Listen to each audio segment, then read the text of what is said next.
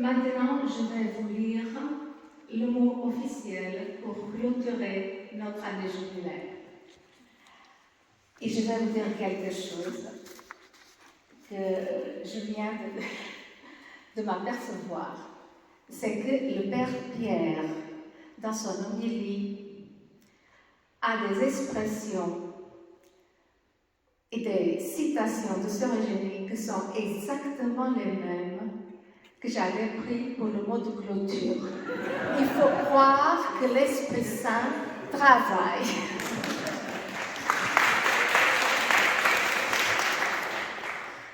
Chers amis et chères sœurs et chers pères, le moment de clôturer le premier centenaire de la fondation de notre congrégation est arrivé. Une page de notre histoire se tourne. Voici devant nous le 12e centenaire.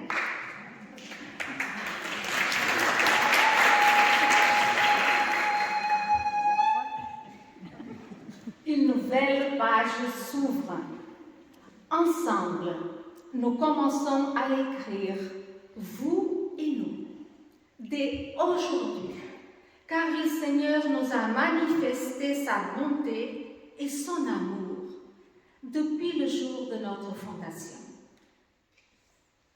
Il nous a été donné la grâce de parcourir tout au long de cette année jubilaire de façon peut-être plus approfondie l'itinéraire historique, spirituel et humain de notre institut et de sa fondatrice, Sœur Eugénie Capps.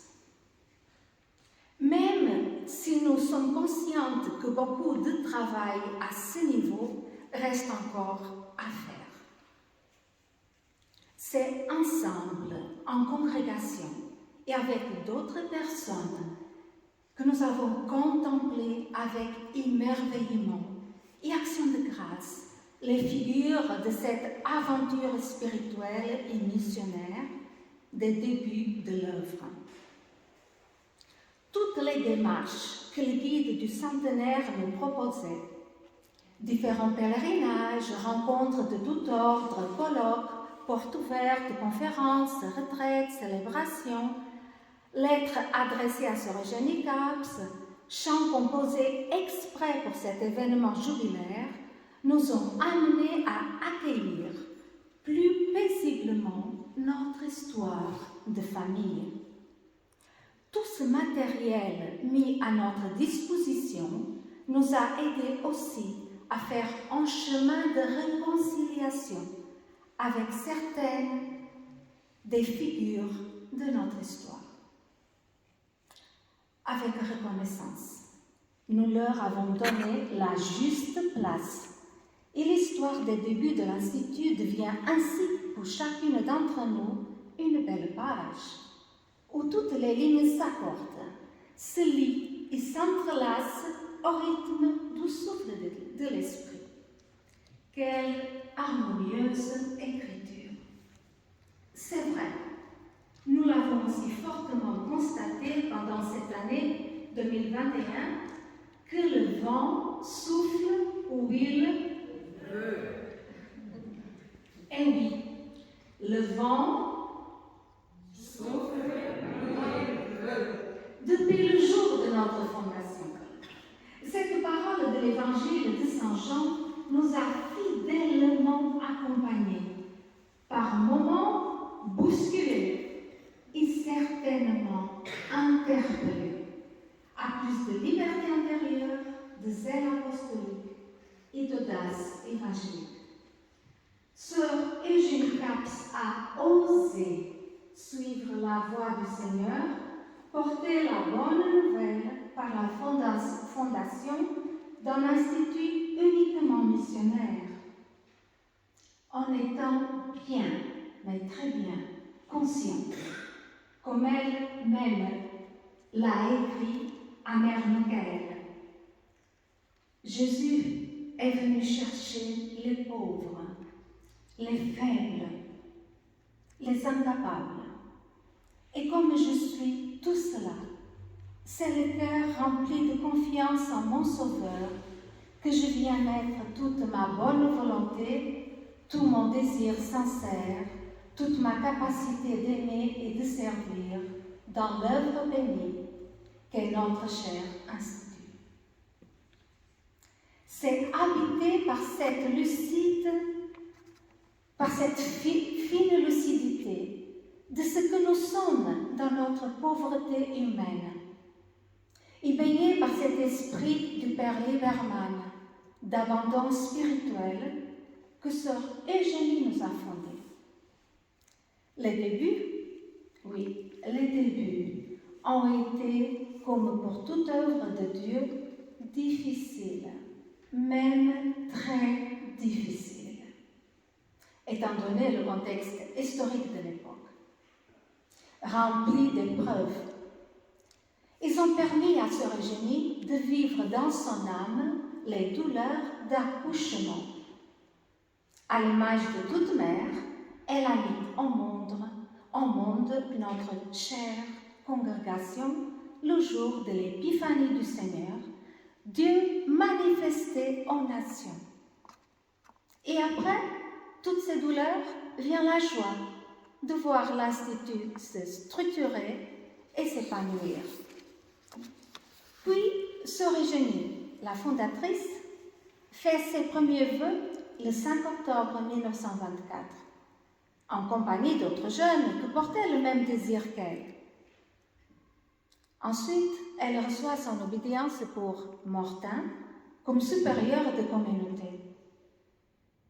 Et le 3 novembre de la même année, un bon nombre d'entre elles, toutes nouvelles spiritaines, partent pour le Cameroun. Mais Eugénie, et le Père Pierre nous a rappelé ça, elle, la première à porter le charisme des sœurs missionnaires du Saint-Esprit, elle, la première d'entre nous à être appelée à suivre Jésus missionnaire, elle ne partira pas. Elle n'est pas envoyée en Afrique comme son cœur le désirait depuis toujours. Elle s'exprime dans son journal, la veille du départ de ses campagnes, de cette façon. Et le Père nous a lu un bon extrait. Nos premières sœurs en partance pour l'Afrique quittent notre terre de France pour emporter la bonne nouvelle à mes chers frères. Cette œuvre est fondée pour vous. Bénissez nos sœurs. Vous nous les avez données. Je ne pars pas avec elles. Vous seuls.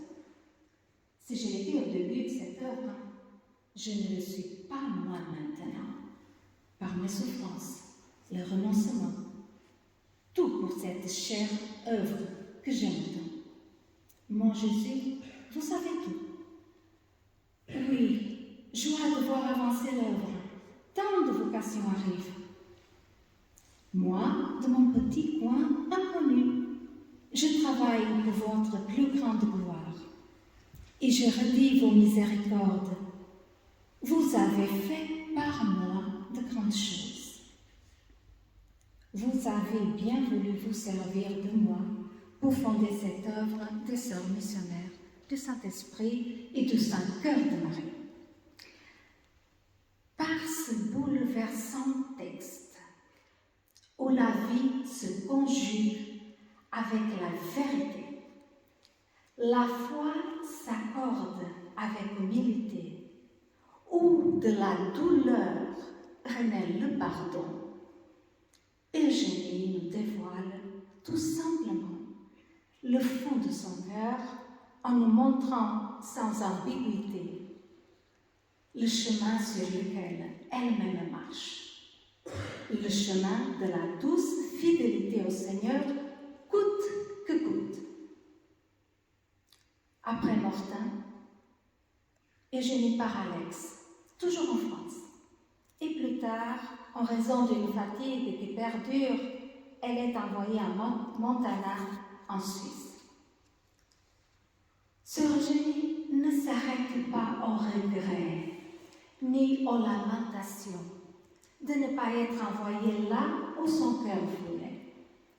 En revanche, elle fait un saut dans la foi pour se décentrer sans hésitation d'elle-même et se fixer avec détermination dans la mission qui lui est demandée. Elle nous confie. Avant de quitter Paris, je suis allée à Notre-Dame de Victoire, recommander à cette bonne mère ma future mission. Oui, bonne mère, bénissez-moi, bénissez celle auprès desquelles je dois être un modèle parfait de la vie religieuse.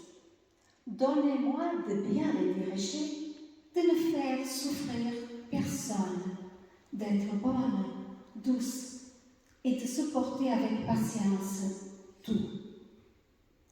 Mon Jésus, faites de moi selon votre bon plaisir. Et oui, nous avons une fondatrice qui sait prendre de la hauteur, sans se noyer dans ce qui, pour elle, semble superficiel et relatif. Nous savons qu'après la fondation de l'Institut, Sœur Eugénie va parcourir un chemin bien épineux, par moments rempli d'obscurité. Cependant, sa docilité, sa confiance en la parole qui lui a été dite de la part du Seigneur, et c'est une phrase que nous, spiritains, ça nous tient beaucoup à cœur, et nous pouvons toutes les dire, l'œuvre réussira, je la désire de tout mon cœur. Donc cette parole ne l'abandonnera jamais, l'accompagnera toute sa vie. Cette promesse lui donnera jusqu'au bout l'espérance nécessaire pour marcher dans la fidélité du Seigneur sans regarder jamais en arrière. Nous pouvons affirmer avec conviction, jamais Sœur Eugénie n'a regretté d'avoir fondé la congrégation. Jamais nous avons lu ou entendu qu'elle se reprochait d'avoir épousé les vues du Seigneur qui passaient bien souvent par les autres. Lucide de discernement, éclairée dans ses idées et habitée par une force intérieure tenace, Eugénie a pu réaliser l'impossible aux yeux des personnes de son temps. La confiance de Sœur Eugénie relève d'un attachement à Jésus et à la congrégation sans condition.